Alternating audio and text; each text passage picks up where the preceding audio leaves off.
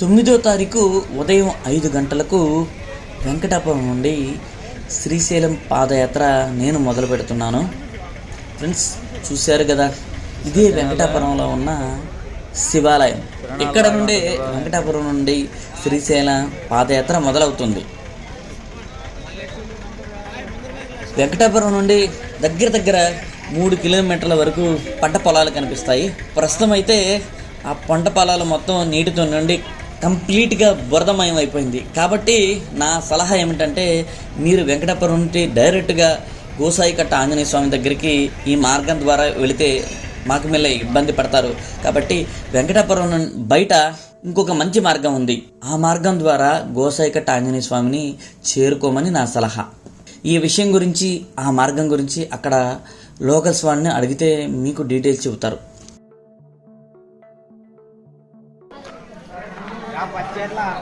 చూస్తారా ఫ్రెండ్స్, ఇదే గోసాయికట్ట ఆంజనేయ స్వామి టెంపుల్. మొత్తం చీకటిగా ఉంది కాబట్టి వెంకటాపురం నుండి ఇక్కడ వరకు ఉన్న ప్రదేశాలను మీకు చూపించడం కుదరలేదు.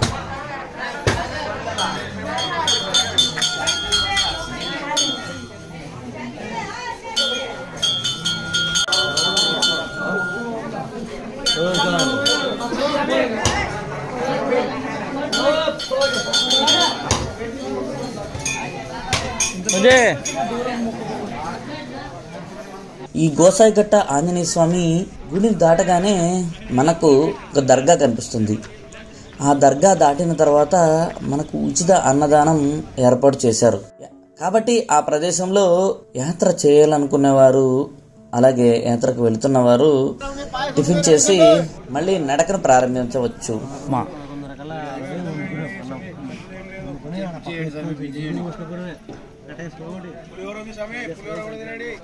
ఫ్రెండ్స్, ఈ సంవత్సరం ఫారెస్ట్ వారు కేవలం 2 లీటర్ల వాటర్ బాటిల్నే అలౌ చేస్తున్నారు.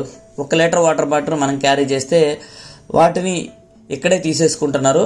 అదేవిధంగా మనతో ఇంకేమన్నా ప్లాస్టిక్ ఉంటే వాళ్ళు మన బ్యాగ్ని చెక్ చేసి ఇక్కడే తీసుకుంటున్నారు. అంటే యాత్ర చేయాలనుకున్న వారు 2 లీటర్ల వాటర్ బాటిల్నే క్యారీ చేయండి. అదేవిధంగా ఏ విధమైన ప్లాస్టిక్ని క్యారీ చేయవద్దు.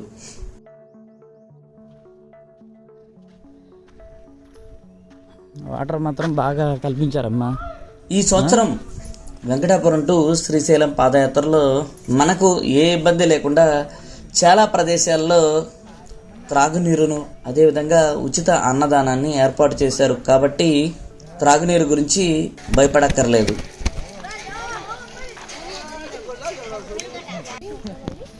చాలా కౌంట్ చేయమ్మా. వెంకటాపురం టు గోసాయికట్ట 6 కిలోమీటర్లు. గోసాయికట్ట వీరాంజనేయ స్వామి నుంచి వీరభద్ర స్వామికి 9, వీరభద్ర స్వామి నుంచి దామర్లకొండకి 8, దామర్లకొండ నుంచి పిచ్చెరువుకు 2, పిచ్చెరువు నుంచి మఠంబావికి 6 వస్తుందా? 6. మఠంబావి టు భీముని కొలను 3 కిలోమీటర్లు, భీముని కొలను టు కైలాస ద్వారానికి 2 కిలోమీటర్లు, కైలాస ద్వారం టు శ్రీశైలానికి 4 కిలోమీటర్లు. గోసాయికట్ట ఆంజనేయ స్వామి గుడి దగ్గర నుండి 9 కిలోమీటర్లు నడిస్తే మనం నాగలూటి వీరభద్ర స్వామి గుడికి చేరుకుంటాం. ఆల్రెడీ మీ అందరికీ మన లాస్ట్ వీడియోస్లో ఈ ప్రదేశాల గురించి, అదేవిధంగా మనకు కనిపిస్తున్న ఈ వీరభద్ర స్వామి గుడి చరిత్ర గురించి డీటెయిల్గా ఎక్స్ప్లెయిన్ చేశాను.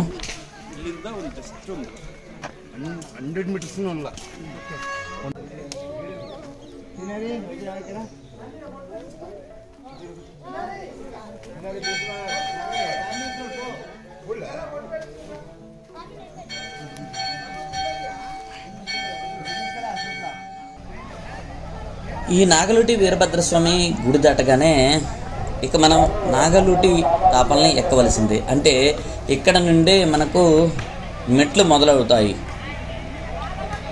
అదేవిధంగా ఈ ప్రదేశంలోనే ఉచిత అన్నదానం ఏర్పాట్లు ఉన్నాయి. స్నానాలకి వాడుకుంటాకి వాటర్.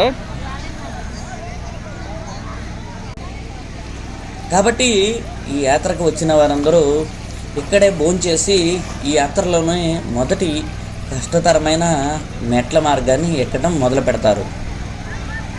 కాబట్టి ఇప్పుడు మనం కూడా ఇక్కడ భోంచేసి ఈ మెట్లను ఎక్కుదాం. డ్రింకింగ్ ఇది.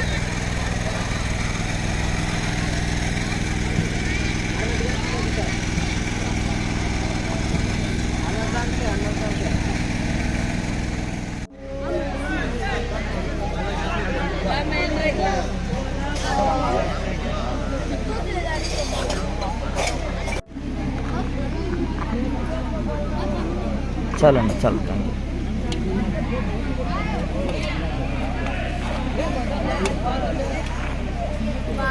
కొంచెం చాలమ్మా.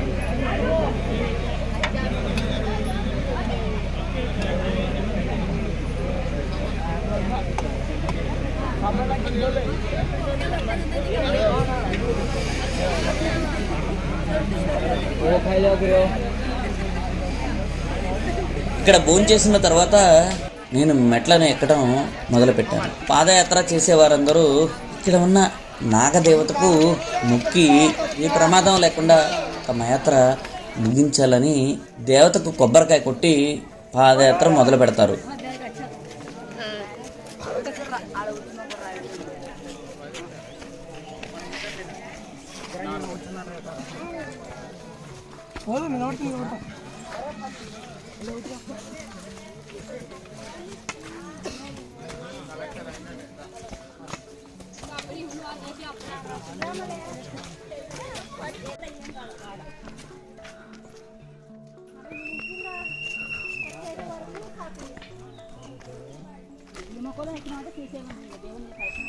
సుమారుగా ఒక అరగంట మెట్లను ఎక్కితే మనం ఈ మొదటి ద్వారాన్ని చేరుకుంటాం.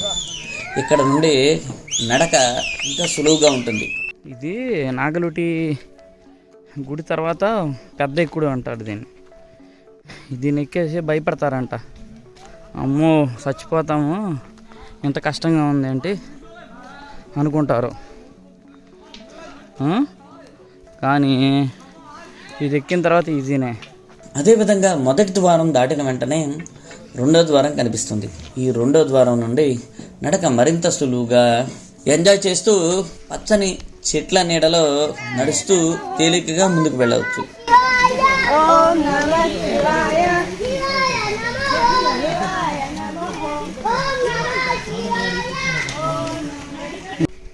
ఇక్కడ నుండి ఎటు చూసినా బ్యాంబూ ఫారెస్టే కనిపిస్తుంది. చూడటానికి ఈ ప్రదేశం చాలా అందంగా ఉంటుంది.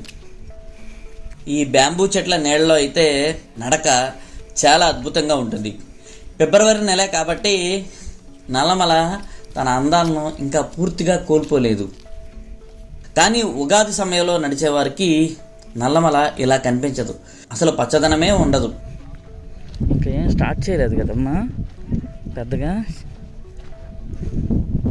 అప్పుడు డ్రింక్స్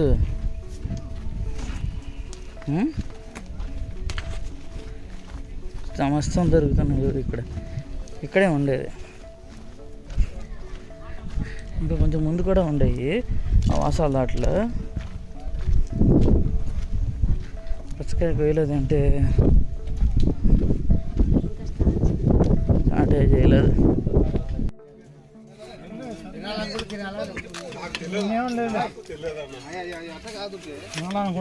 దొరికింది అదృష్టం అనుకోలే. సన్నది రేట్ ఎక్కువ ఉందని అనుకోలేదు. రేట్ ఎక్కువ ఉందండి, దొరికితే చాలా అనుకుంటారు. అవునవును, అది చాలా తక్కువ రేటే బయట వాళ్ళ మీద. బయట కన్నా నంద్యాల పో కర్నూలు పో 20 అమ్ముతున్నారు. అవును, నువ్వు చాలా తక్కువ ఇస్తున్నావు. ఈ ఏరియాలో నేను 30 చదువుతావు అనుకున్నాను. అంటే బయట మాకు అలాగే ఉంది, పర్లేదు. నువ్వు ధర్మంగానే ఫాలో అవుతున్నావు, సింపుల్ కదా, అందుకనే ధర్మం ఫాలో అవుతున్నావు. వేరే వాళ్ళు అయితే దోసేసుకునేవాళ్ళు.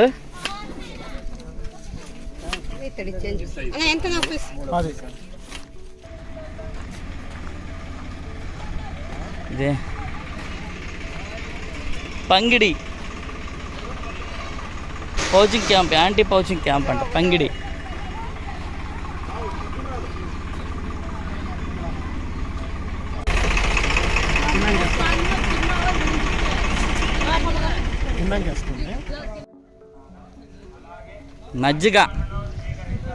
మజ్జిగ అరటి పండు.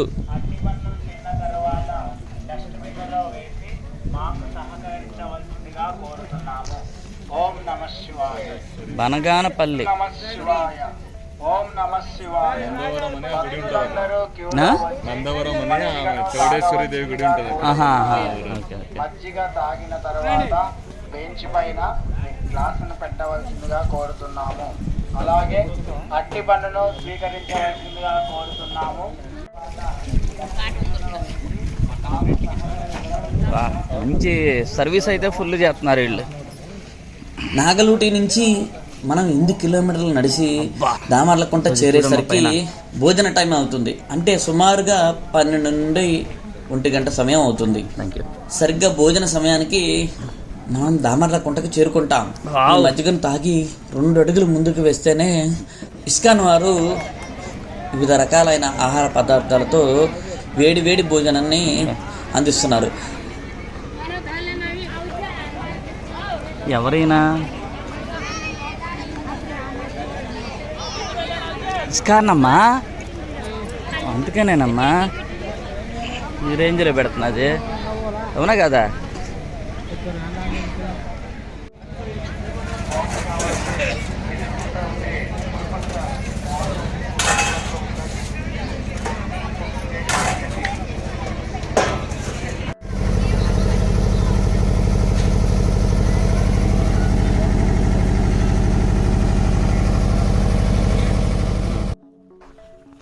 దామర్లకుంటలో భోజనం చేసిన తర్వాత ఇక మన ప్రయాణం పెచ్చెరువుకి. ఈ పెచ్చెరువు దామర్లకుంట నుండి కేవలం 2 కిలోమీటర్ల దూరంలోనే ఉంటుంది. అంటే కొంతమంది ఒక్క రోజులో యాత్రను పూర్తి చేయాలనుకున్న వారు డైరెక్ట్గా పెచ్చెరువులో ఆగకుండా శ్రీశైలానికి వెళ్ళిపోతారు. నేనైతే యాత్రను 2 రోజులు చేద్దాం అనుకుంటున్నాను. కాబట్టి పెచ్చెరువులో ఈ రాత్రి స్టే చేస్తాను. కాకపోతే పెచ్చెరువుకి కొంచెం ముందే చేరుకోబోతున్నాను. చూసారుగా ఫ్రెండ్స్, ఇదే పెచ్చెరువు. అంటే చాలా మంది యాత్రికుల మొదటి మజిలీ. చూస్తున్నారు ఫ్రెండ్స్, ఇక్కడ కనిపిస్తున్న ఈ పట్టాలు ఒక రాత్రికి అద్దెకి ఇస్తారు. ఒక రాత్రికి 100 రూపాయలు మాత్రమే. దగ్గర దగ్గర 20 మంది నుంచి 30 మంది పడుకునేంత పెద్దగా ఉంటాయి ఈ పట్టాలు. వీటిని నేల మీద పరుచుకుని పడుకోవాలి.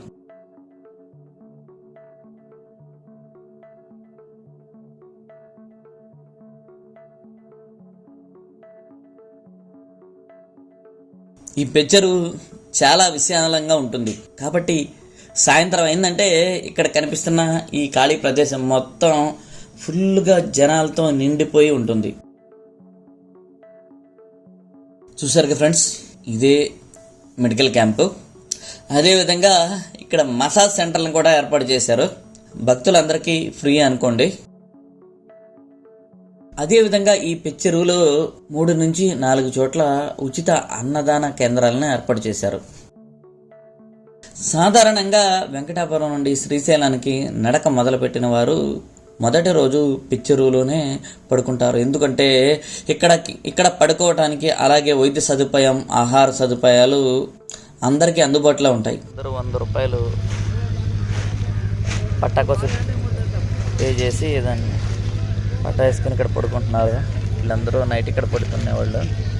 అలాగే నేను కూడా ఇదే ప్లేస్లో స్టే చేస్తున్నాను నైట్. రేపు మార్నింగ్ మళ్ళీ నేను శ్రీశైలానికి బయలుదేరుతాను. చూసారు,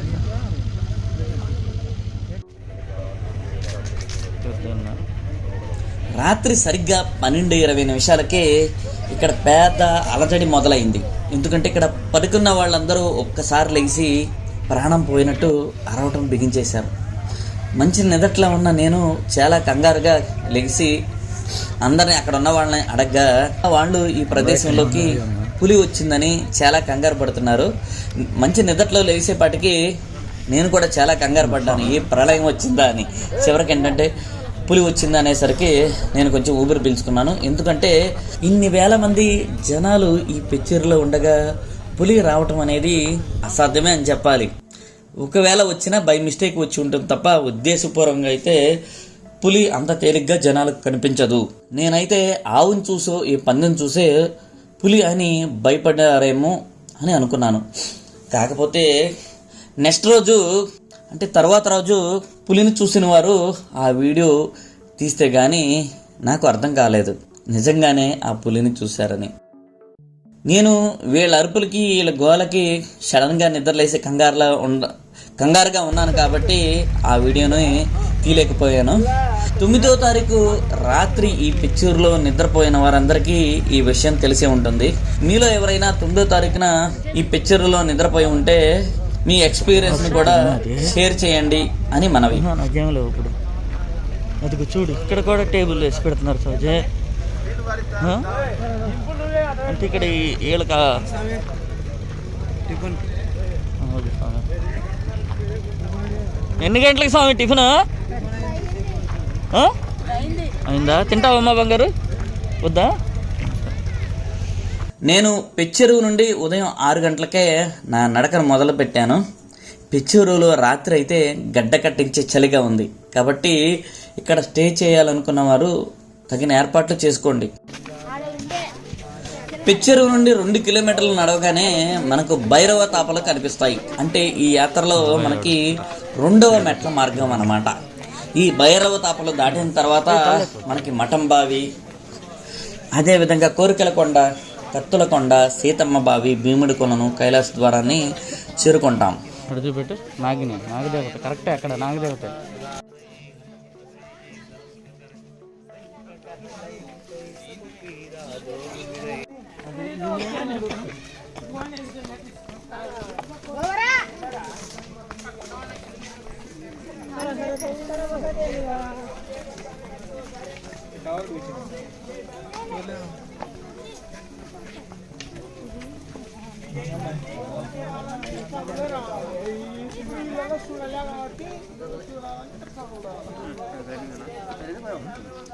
చూసావా? ఇదేంటమ్మా చెప్పానా? చూడంగానే అర్థం అవుద్దనేది అవునా కదా? అర్థమవుతుందా ఫ్రెండ్స్? ఇదే కోరికల కొండ. అంటే భక్తులు తమ కోరికలు తీరటానికి వివిధ రూపాలలో, అంటే వివిధ పద్ధతులలో దేవుడికి తెలియజేసే ప్రదేశం అన్నమాట. కాబట్టి ఈ ప్రదేశం మొత్తం వివిధ రకాలైన రంగురంగుల వస్త్రాలతో చాలా ఆకర్షణీయంగా ఉంటుంది.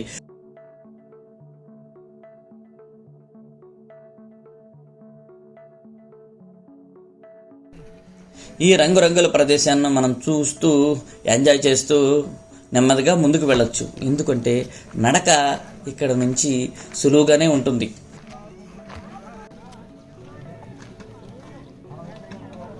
బజ్జీలు ఏం కష్టపడేమో తీసుకురాక్కర్లేదేమో, ఉగ్గాని బజ్జీలు అన్ని చోట్ల.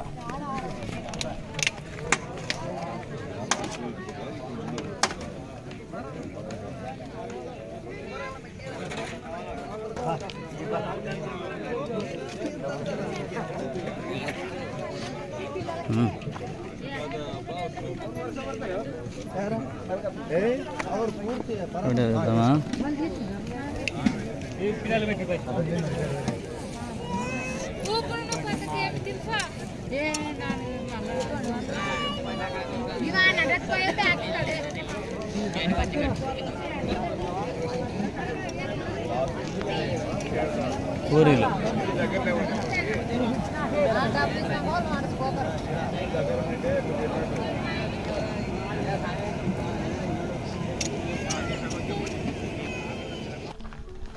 కత్తులు కొండమ్మా. ఏదన్నా తగిలిందనుకో అక్కడ లెగిసిపోవటమే చెక్కు. ఇవి చూసావా? ఇవి షార్ప్గా ఉంటాయమ్మా. జస్ట్ పలకరాళ్ళు ఇవి కోసుకుపోతాయి పలకరాళ్ళు. ఇక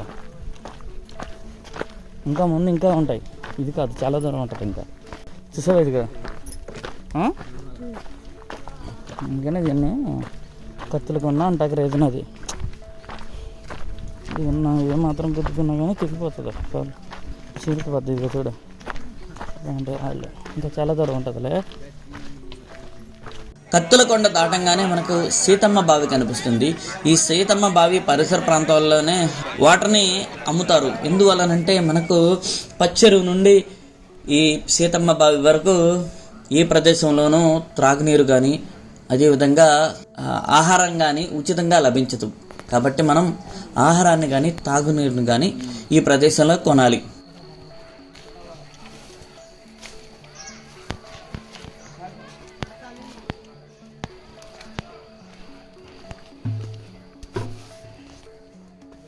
బావు ఫుల్గానే ఉండే ఈ అమ్మేది ఇప్పుడు ఇక్కడ.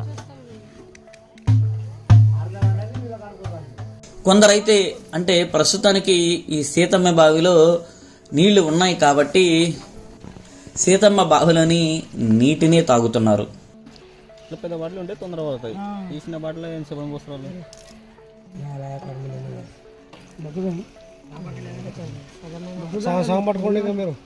మన వాళ్ళు తక్కువ ఇప్పేది, కర్ణాటక వాళ్ళు వస్తే ఉంటాయి పెద్ద గుట్లు ఉంటాయి, ఇలా ఉండదు. పెద్ద గుట్లు ఉంటాయి, చెప్పులు గుట్లు ఇప్పుడు తక్కువ ఉండవు. ఈయన కర్ణాటక వాళ్ళే ఇప్పి ఉండాలి, మన వాళ్ళు ఇప్పదంతా. చూసారా దారి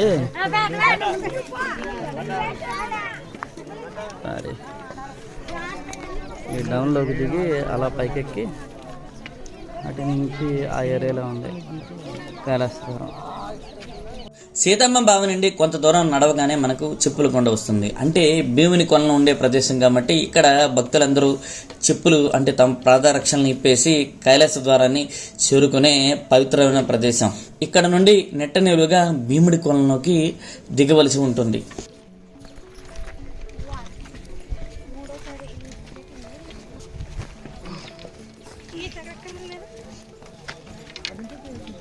వెళ్తే నడువు వస్తున్నా.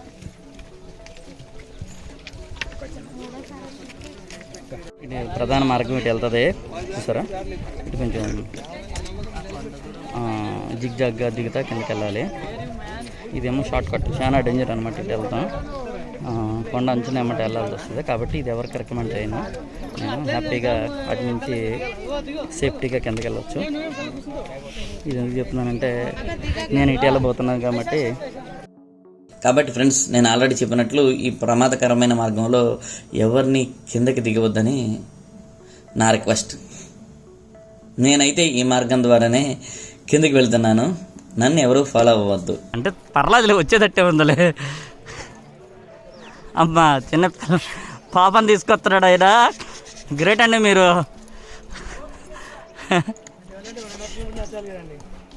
అవునండి, జాగ్రత్త, స్లో రండి. స్లోకి వెళ్ళాలి. మీరు పిల్లల్ని పట్టుకోవట్లా, పిల్లల మీద పడుతున్నట్టున్నారు మీరు.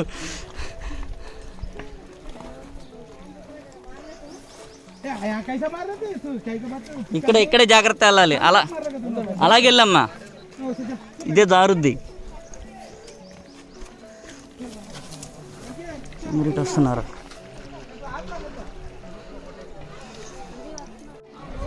ఇలాగలా జాగ్రత్తగా భీముడి కొలంలోకి దిగేశాం. ఇక మనం ఈ యాత్రలోనే కష్టతరమైన కైలాస ద్వారానికి బయలుదేరాలి. పిల్లోడు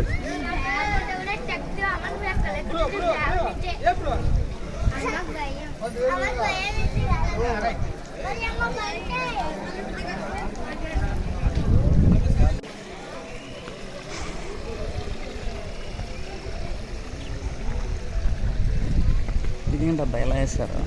తిక్కుండానే ఎవరు తిక్కుండా లోతు ఉంటుంది. అది మామూలుగా చండాలని చేసి వదిలేవారు, దిగనవ్వలేదు కాబట్టి కొంచెం అలా.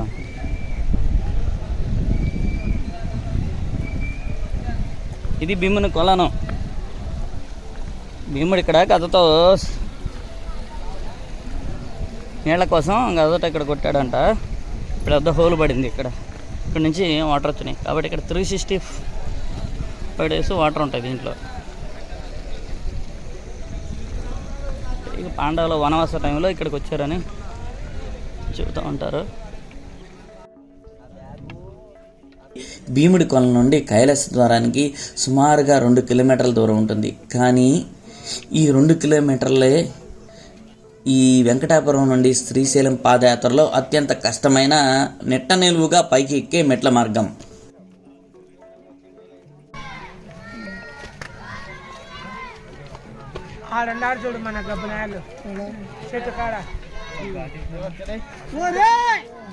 భీముడి కొల నుండి నేను నెమ్మదిగా పైకి 1 గంటలోకి ఎక్కేశాను.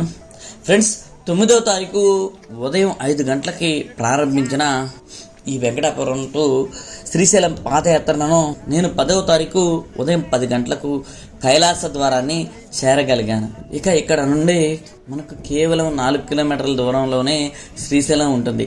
కాబట్టి 1 గంటలో శ్రీశైలానికి మనం చేరుకోగలం.